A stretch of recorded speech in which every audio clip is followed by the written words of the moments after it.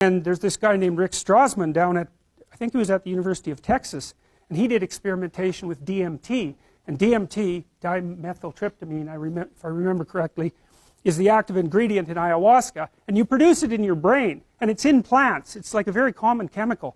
But DMT is a weird hallucinogen because it has an extraordinarily short mechanism of action. It's like, and people who take it report that they're blasted out of their body, like out of a cannon, and then they go out somewhere and encounter beings of various sorts, and then 10 minutes later they're back. And virtually everyone reports that, which is really strange.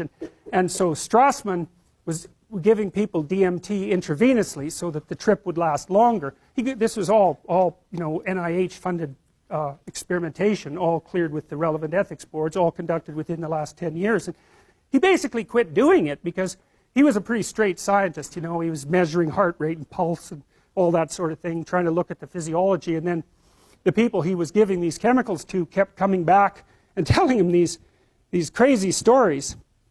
And, well, it was too much for him, and no wonder, because they all said the same thing. And he'd say, well, that was a dream. And they'd say, no, and it was the most real thing that ever happened to me. And he'd say, well, it's an archetypal experience. And they'd say, no, that was no archetypal experience. I went somewhere else and I saw things and I'm back and I don't care what you think.